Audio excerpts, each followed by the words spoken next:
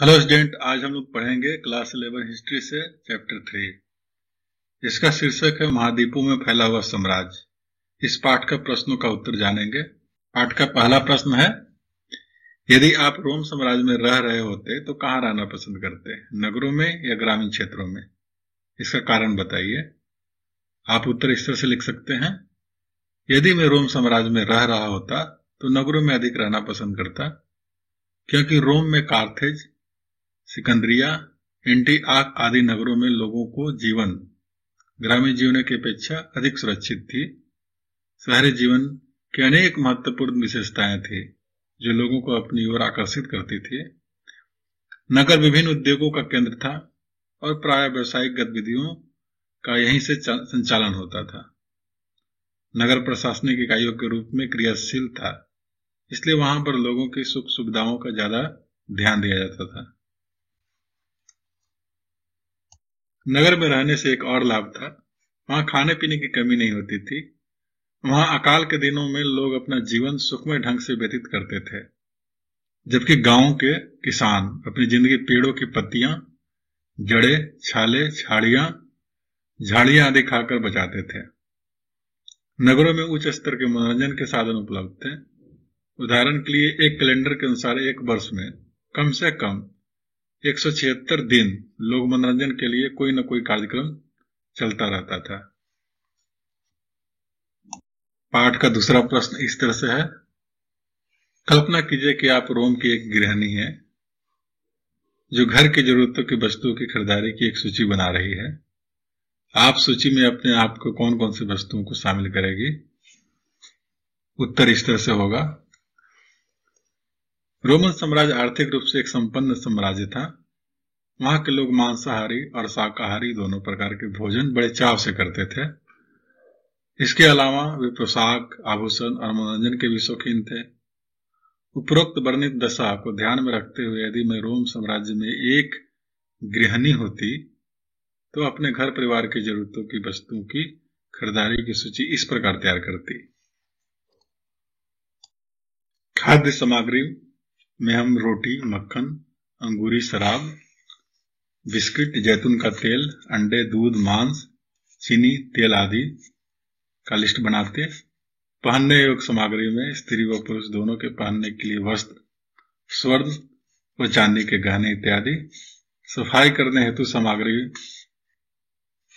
के रूप में हम कपड़े धोने और नहाने का साबुन, झाड़ू आदि को लिस्ट में शामिल करते। बच्चों हेतु सामग्री में बच्चों की जरूरतों की चीजें जैसे दवाइयां, पुस्तकें, कापियां, पेंसिल व मनोरंजन हेतु विभिन्न प्रकार के खिलौने आदि अच्छे बर्तन की सजावट की वस्तुओं के भी सूची में शामिल करते हैं। पाठ का तीसरा प्रश्न इस तरह से होगा, आपको क्या लगता है कि रोमन सरकार ने चांदी में मुद्रा को ढालना क्यों बंद कर दिया होगा और वह सिक्कों के उत्पादन के लिए कौन कौन सी धातु का उपयोग करने लगे? उत्तर इस तरह से देंगे, प्रारंभ में रोम साम्राज्य में चांदी की मुद्रा का प्रचलन था। दिनारियस रोम का एक प्रसिद्ध सिक्का था। सिक्कों को ढालने के लिए चांदी स्पेन के खानों से आती थी, लेकिन रोमन सरकार ने चांदी में मुद्रा ढालना बंद कर दिया, क्योंकि प्रवर्ती साम्राज्य में स्पेन को खानों से चांदी मिलना बंद हो गई और सरकार के पास चांदी की कमी हो गई, जिसकी वजह से उसने चांदी की मुद्रा का प्रचलन बंद कर दिया। सम्राट कॉन्स्टेंटाइन ने सोने पर आधारित नई मौद्रिक प्रणाली का स्थापना किया। यहां तक कि सम्राट कॉन्स्टेंटाइन ने सॉलिडियस नाम का एक शुद्ध सोने का सिक्का चलाया, जिसका वजन 4.5 ग्राम था। प्रवर्ती पूर्व काल में स्वर्ण मुद्राएं ही व्यापक रूप से प्रचलित थी। इसका कारण यह था कि अन्य देशों के व्यापारियों को स्वर्ण मुद्रा से भुगतान किया जा सके और वह मना न कर सके। इसके अलावा रोम साम्राज्य में सोने की कमी नहीं थी। साम्राज्य को अकेले हेराड के राज्य से प्रति वर्ष 1,25,000 किलोग्राम सोना प्राप्त होता था। यही कारण था कि सोने के सिक्के निसंदेह लाखों करोड़ों की संख्या में प्रचलित थी। यहां तक कि रोम साम्राज्य के अंत होने के पश्चात भी इन सिक्कों का प्रभाव कायम रहा और मुद्राओं का प्रचलन जारी रहा। वर्तमान समय में नई प्रौद्योगिकी व धातु के विषय में ज्यादा जानकारी के कारण एल्युमिनियम, तांबे तथा मिश्र धातुओं से बनने सिक्कों की ढलाई की जा रही है। संक्षेप में निबंध लिखिए। पाठ का 5वां प्रश्न है, अगर सम्राट टार्जन भारत पर विजय प्राप्त करने में वास्तव में सफल होते और रोमवासियों का इस देश पर अनेक सदियों तक कब्जा रहा होता, तो क्या आप सोचते कि भारत वर्तमान समय के देश से किस प्रकार से भिन्न होता?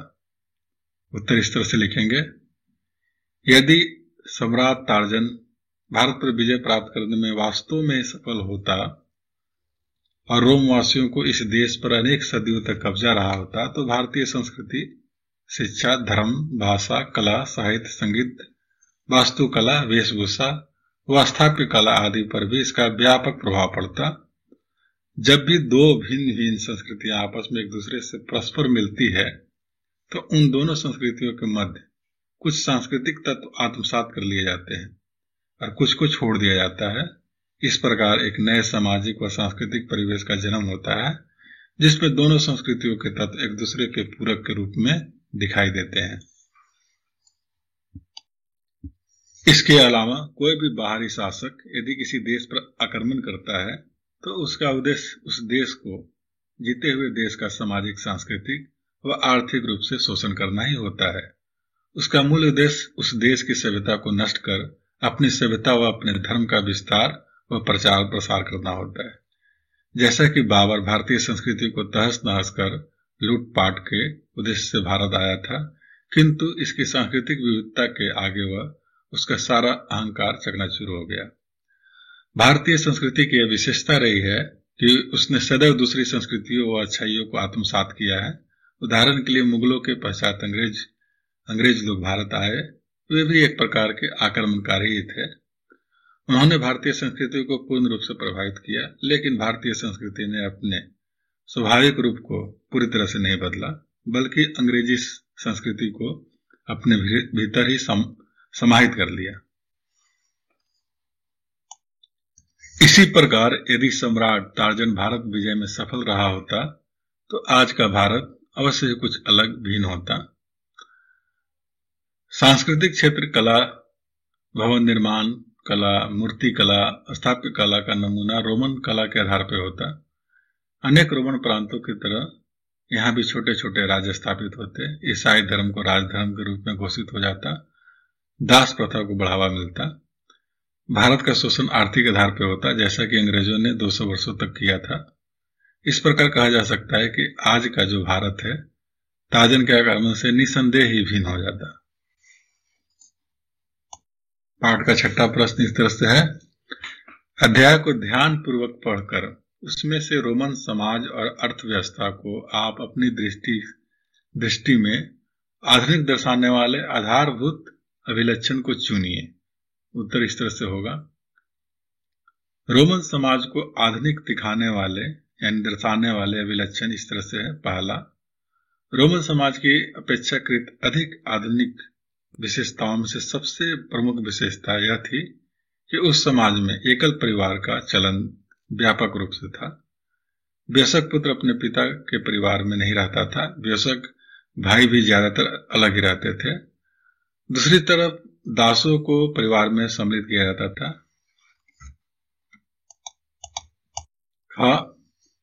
गणतंत्र के प्रवृत्ति काल प्रथम सदी ईस्वी पूर्व तक विवाह एक ऐसा रूप प्रचलित था विवाह का, जिसके अंतर्गत पत्नी अपने पति को अपनी संपत्ति का हस्तांतरण नहीं करती थी, किंतु अपने पैतृक परिवार में उसका अधिकार विवाह उपरांत भी कायम रहता था।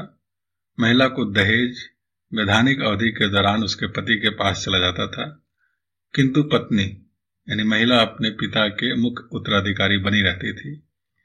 अपने पिता के मरणोपरांत वह अपने पिता की संपत्ति का स्वतंत्र मालिक बन जाती थी और उसे पुरुषों की अपेक्षा अधिक अधिकार प्राप्त थे। इसके अलावा पति पत्नी को संयुक्त रूप से एक हस्ती नहीं बल्कि कानूनी दृष्टिकोण से अलग अलग वित्तीय हस्तियां मानी जाती थी। तत्कालीन समाज में तलाक देना आसान था। इसके लिए पति पत्नी के मध्य विवाह भंग करने के इरादे की सूचना ही पर्याप्त था। ग प्राय पुरुषों का विवाह 28 से 29 या 30 से 32 की आयु में होती थी। लड़कियों की शादी 16 से 18 या 22 से 23 वर्ष की आयु में होता था। स्त्रियों के ऊपर उनके पतियों का कड़ा नियंत्रण कंट्रोल रहता था और उनकी नियमित रूप से पिटाई की जाती थी। बच्चों के मामलों में पिता को ही कानूनन अधिकार प्राप्त था। रोमन अर्थव्यवस्था को आधुनिक बनाने वाले दर्शाने वाले लक्षण बताएं। रोमन साम्राज्य में बंदरगाहों, खानों, खदानों, ईंट भट्टी, जैतून के तेल की फैक्ट्रियां आदि काफी मात्रा में थी, जिससे उनका आर्थिक आधारभूत ढांचा काफी सुदृढ़ था। गेहूं, अंगूर की शराब, जैतून का तेल प्रमुख व्यापारिक वस्तुएं थी, जिसका तत्कालीन समाज में ज्यादा से ज्यादा उपयोग किया जाता था। ये व्यापारिक वस्तुएं मुख्य रूप से स्पेन, गैलिक प्रांतों और उत्तरी अफ्रीका, मिस्र तथा अपेक्षाकृत कम मात्रा में इटली से आयात होती थी। इन फसलों के लिए इन प्रांतों में सर्वोत्तम स्थितियां उपलब्ध थी। शराब, जैतून का तेल व अन्य तरल पदार्थों की ढुलाई मटकों या कंटेनरों द्वारा की जाती थी, जिन्हें इन्फोरा कहा जाता था। इन मटकों के टूटे हुए अवशेष आज भी बड़ी मात्रा में मौजूद हैं। रोम के मोटी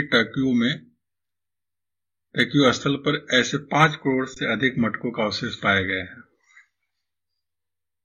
स्पेन में जैतून का तेल निकालने का उद्यम 140 ईस्वी से 160 ईस्वी में सबसे ज्यादा था। उन दिनों स्पेन में उत्पादित जैतून का तेल मुख्य रूप से कंटेनरों में ले जाया जाता था। उन्हें ड्रेसल कहा जाता है।